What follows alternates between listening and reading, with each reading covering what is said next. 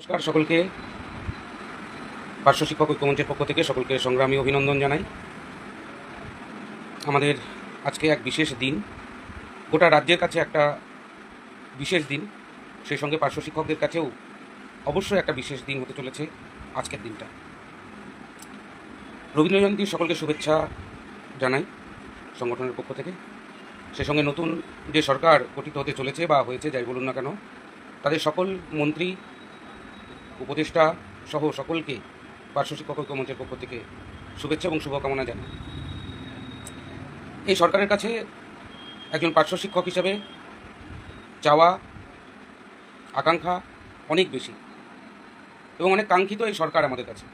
দীর্ঘ 15 বছর নয়, দীর্ঘ 20 বছর 22 বছরের যে যন্ত্রণা, সেই যন্ত্রণা থেকে মুক্তি লাভের একটা সুবর্ণ সুযোগ বলেই আজকে পার্শ্ব শিক্ষকরা মনে করছি, আমরা সকলেই মনে করছি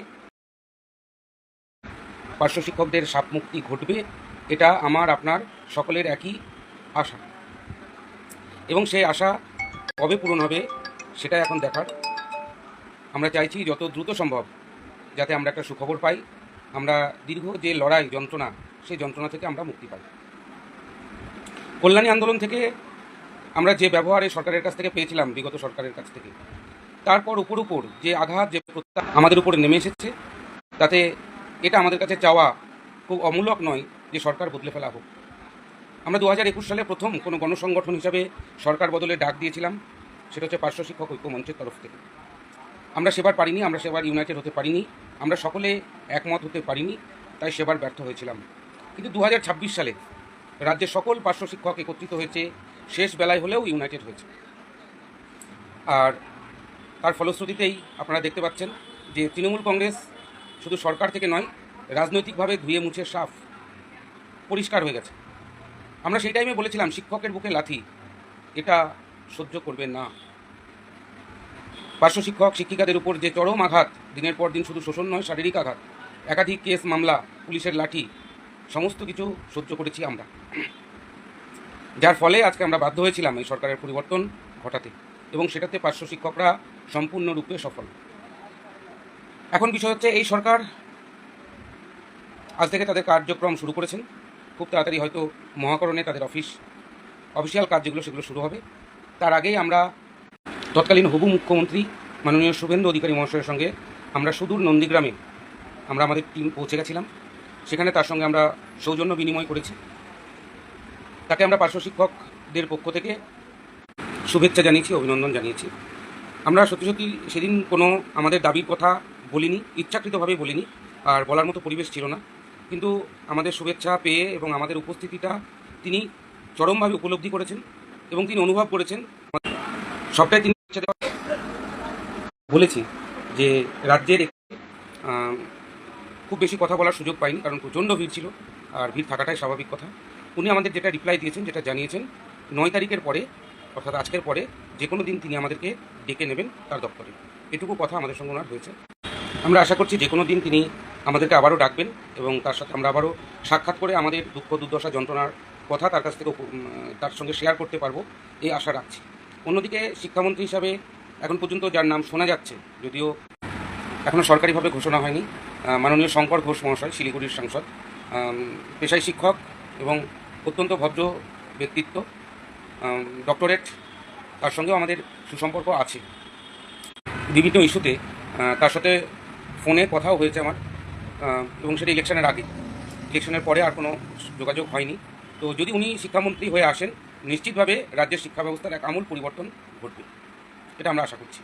বেশ কিছু বিষয়, সিলেবাস থেকে শুরু করে স্কুলের যে ধরন, পরিকাঠামো, সেগুলো বদলাবে অনেকটাই। এখন যে শিক্ষা ব্যবস্থার মেরুদণ্ডটাকে ভেঙে দেওয়া হয়েছে, সেখান থেকে একটা উন্নতির জায়গা আসবে বলেই আমি মনে করছি। অন্যদিকে কন্ট্রাকচুয়াল যে টিচাররা রয়েছে, তাদের বিষয়ে আমাদের আবেদনের ভিত্তিতে তারা তাদের ইস্তাহারে স্থান দিয়েছিলেন, এবং আশা রাখছি আমাদের যে দুর্দশা সেটা তারা ঘোচাতে অনেকটা সচেষ্ট হবে।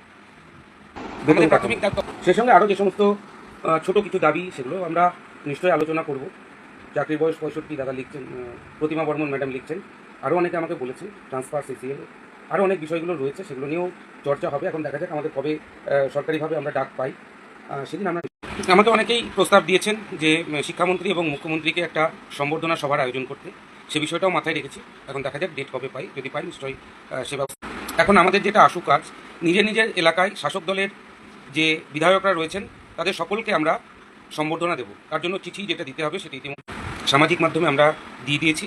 সেটা সহ আপনারা একটু ফুল মিষ্টি নিয়ে প্রত্যেকটা বিধায়ককে, নিজের নিজের এলাকার শাসক দলের বিধায়ককে আপনারা দেবেন। এটা ইমিডিয়েট করুন। দ্বিতীয় কাজ যেটা আমরা বলেছি সাংগঠনিকভাবে, এই মাসের মধ্যে প্রত্যেকটা ব্লকে কমিটি গঠন করতে হবে। নিজেরা উদ্যোগ নিন, আমাদের জেলা কনভেনার আছে প্রত্যেকটা জেলাতেই, তাদের সঙ্গে যোগাযোগ করুন এবং এই মাসের মধ্যে প্রত্যেকটা ব্লক কমিটি রেডি করতে হবে। আগামী মাসে আমরা জেলা কমিটি নির্বাচন করব। আমরা সমস্ত জেলা বিভাগদেরকে সেই নির্দেশ ইতিমধ্যেই দিয়ে দিয়েছি। আপনারা প্রত্যেকে নিজেরা উদ্যোগ নিন, নিজের নিজের এলাকায় ব্লক কমিটি আগে নির্মাণ করুন। 11 জনের কমিটি করবেন, একজন সভাপতি থাকবে আর জিএস থাকবে, সাধারণ সম্পাদক থাকবে, সহকারী সভাপতি থাকবে। তার ফরম্যাট আমরা জেলা কমিটি, এটা দ্রুততার সঙ্গে আমাদের করতে হবে, কারণ সংগঠন শক্তিশালী না হলে আমরা কিন্তু মর্যাদার জায়গা থেকে অনেকটা পিছিয়ে আসবো। আমরা বিভিন্ন রকম দাবি যেমনভাবে সরকারের কাছে করব, সবার আগে আমাদের যেটা প্রয়োজন সেটা হচ্ছে সম্মান। অর্থনৈতিক শ্রীবৃদ্ধির পাশাপাশি আমরা যদি সম্মান না পাই তাহলে পরে কিন্তু ভবিষ্যতে সমস্যা আছে। 7th পে কমিশন চালু হয়ে গেলে আমাদের যে স্যালারি বা ভাতা যাই বলুন না কেন তলানিতে থেকে যাবে। তাই আমাদের আশু প্রয়োজন যেভাবেই হোক অর্থনৈতিক শ্রীবৃদ্ধি ঘটানো এবং কন্ট্রাকচুয়াল শব্দটাকে আমাদের তুলতে হবে, সেই লক্ষ্যে আমরা এগোচ্ছি। তাই আমি আপনাদেরকে সকলের কাছে অনুরোধ করব, নেটওয়ার্কের প্রচুর সমস্যা হচ্ছে। আপনারা নতুন সরকারের কাছে যেমনভাবে আশাবাদী, আমি নিজেও আশাবাদী, সেই আশা আকাঙ্ক্ষাকে পূরণ করার জন্য আপনারা ইমিডিয়েট ব্লক কমিটিগুলো গঠন করুন। আমরা আগামী মাস থেকে প্রত্যেকটা জেলায় কমিটি গঠন করা হবে। আপনারা জেলা কনভেনারদের সঙ্গে যোগাযোগ করে ব্লক কমিটিগুলো গঠন করতে শুরু করে দেন। বেশ কয়েকটা ব্লকের কমিটি হয়েও গেছে আমার কাছে যতদূর খবর রয়েছে। বাকি যেগুলো রয়েছে সেগুলো ইমিডিয়েট আপনারা করুন। আর প্রত্যেকটা বিধায়ককে যেন সম্বর্ধনা দেওয়া হয়, এটা আপনারা প্রত্যেকে নজর রাখুন। কোনো বিধায়ক শাসক দলের যেন বাদ না যায়।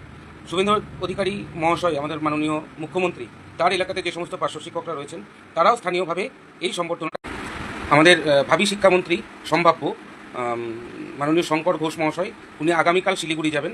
আমি শিলিগুড়ির পার্শ্ব শিক্ষকদের অনুরোধ করব আপনারা আগামীকাল অথবা পরশুর মধ্যে তার সঙ্গে ওখানে আলোচনায় বসুন এবং তাকে, এটুকুই বলার ছিল। আর আমি আপনাদেরকে অ্যাসিওর করছি খুব শীঘ্রই আমরা মাননীয় মুখ্যমন্ত্রীর সঙ্গে আমরা আলোচনায় বসছি। ডেট ঠিক হলে পরে আপনাদেরকে জানিয়ে দেওয়া হবে, সেই মতো আমরা তার সঙ্গে বিস্তারিত আলোচনা